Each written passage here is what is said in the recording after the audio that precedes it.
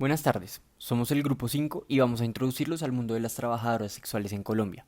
Comenzaremos explicándoles el contexto general, su carácter socioeconómico, abordaremos un caso particular que nos servirá de ejemplo para posteriormente relacionarlo con las manifestaciones y demás expresiones que se han dado a la raíz del tema, todo bajo un marco referencial basado en una bibliografía específica. La discusión jurídica frente al reconocimiento del trabajo sexual como actividad sujeta a las leyes gubernamentales es un tema controversial no solo en Colombia, sino en muchas otras justicias domésticas. A raíz de esto se han generado debates que van desde campos morales hasta la ilegalidad misma, pasando por consideraciones como la salud pública y las repercusiones culturales que esta práctica conllevaría. Actualmente, no existen leyes en Colombia que aboguen por los derechos sociales ni laborales de las trabajadoras sexuales, como se reconoce en la sentencia T-629 de 2010, en la que la prostitución no es ilegal ni está penalizada. En otras palabras, no hay un marco jurídico específico que proteja los derechos de las personas que ejercen la prostitución voluntariamente y ni que regule su oficio como tal. Después de revisar el caso de una mujer que fue despedida del establecimiento en el que prestaba sus servicios sexuales por haber quedado en estado de embarazo, la Corte Constitucional decidió amparar los derechos de las trabajadoras sexuales. En ese orden de ideas, el Alto Tribunal estableció que iba a amparar los derechos al trabajo, a la igualdad, a la seguridad, al fuero materno y al mínimo vital de la demandante, y obligó así al establecimiento en el que trabajaba a indemnizarla y a pagarle las 12 semanas de salario por licencia de maternidad, aunque no ordenó el reintegro por considerar que el trabajo va contra principios liberales del derecho. Por esta razón, la Corte consideró que, aunque no había un contrato formal, sí había un contrato laboral. En los casos en los que la prostitución es ejercida voluntariamente, la trabajadora sexual cumple un horario, depende de esta actividad, está subordinada a un jefe y recibe una remuneración periódica, por lo que hay un contrato de trabajo. Uno de los más recientes pronunciamientos de la Corte Constitucional sobre prostitución en el país es la sentencia T-594 de 2016, la cual protege los derechos fundamentales de las trabajadoras sexuales a la libre circulación, la libertad personal y la no discriminación por su actividad.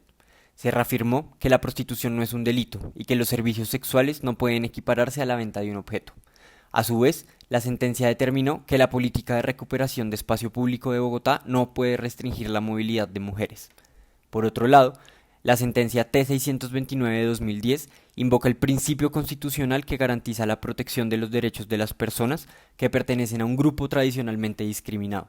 En este sentido, y junto a sentencias como la T-073 de 2017, las personas que ejercen esta actividad, en su mayoría mujeres, cuentan con un respaldo jurisprudencial de reconocimiento de derechos, pero lamentablemente no se ve materializado ni social ni legislativamente. En general, durante la pandemia, las personas que se dedicaban a trabajar como trabajadoras sexuales se han visto como una de las comunidades más perjudicadas en el país. Los ingresos de mujeres y hombres que viven de los servicios sexuales se vieron reducidos por el COVID-19. Así como lo dice Fidelia Suárez, fundadora y presidenta del Sindicato de Trabajadoras Sexuales de Colombia, esta crisis generada por el coronavirus está cada día más preocupante, ya que no hay ninguna protección ni hay garantía de nuestros derechos como mujeres y hombres que ejercemos un trabajo más en el país, como es el trabajo sexual. De acuerdo con Fidelia, en el país hay más de 4 millones de trabajadoras y trabajadores sexuales, y una buena parte de ellos ha tenido que salir a la calle a ejercer su oficio debido a que los establecimientos fueron cerrados. En sus propias palabras, hay gente que está aguantando hambre y otras personas que están aglomeradas en algún apartamento y también hay mucha gente endeudada incluso con el gota a gota. En este sentido, negar a las trabajadoras sexuales su condición de trabajadoras supone dejarlas fuera de cualquier ayuda, mientras los propietarios de clubs y pisos pueden beneficiarse de las medidas del Estado. En sus propias palabras, como mujer no se siente cómoda ejerciendo el trabajo sexual, pues nunca le ha gustado ser objeto del placer, pero la necesidad motiva sus más profundos instintos de supervivencia. Teniendo en cuenta la definición de transfobia acá expuesta, el panorama para las personas transgénero y transexuales en Colombia es complejo. Se les obliga a que se marginen, a que vivan de trabajos que no son bien pagos, a que sus tratos en los servicios de salud sean deplorables y a tener que cuidarse entre ellas mismas porque las Fuerzas Armadas tienden a maltratarlas, como es el caso de una de las mujeres trans trabajadoras sexuales, quien fue atacada por la policía en el centro de Bogotá.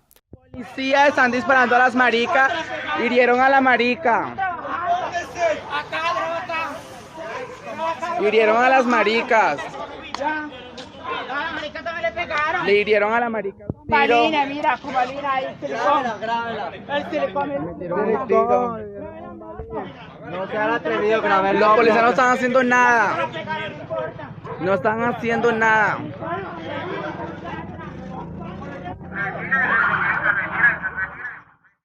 En este orden de ideas, la alcaldía no tiene un plan de contingencia para atender la emergencia por el COVID-19 que incluyera a las personas trans y a las trabajadoras sexuales, a pesar de que el decreto 762 de 2018, en uno de sus artículos, establece explícitamente que se debe promover y garantizar el ejercicio de los derechos fundamentales, entre ellos la salud de la comunidad LGBTI.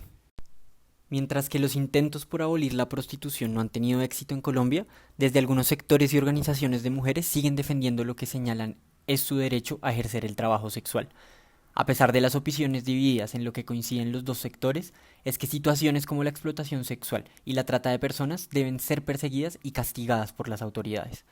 En la mayoría de los casos, las trabajadoras sexuales protestan específicamente por mejores condiciones para la cuarentena. Por eso, se reunieron, por ejemplo, en la Plaza de Bolívar, para protestar argumentando que no poseen las condiciones económicas y alimentarias para sobrevivir la cuarentena obligatoria dada la crisis de COVID-19. En ese sentido, se escucharon frases como las que ven en pantalla.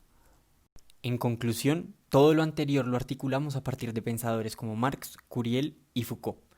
El primero, que permite evidenciar cómo la situación de las trabajadoras sexuales es un ejemplo directo de alienación en el que cada trabajadora es tratada como mercancía y en donde el cuerpo de la mujer se convierte en un bien por el que otras personas pagan al ser utilizado, creando una pérdida de identidad propia por parte del sujeto.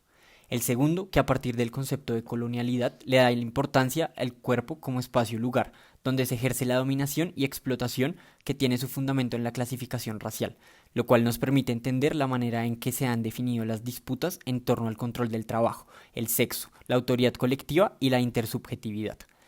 Y el tercero, finalmente, que abarca la problemática que existe en el rol del Estado moderno y su relación con las minorías y con poblaciones de riesgo.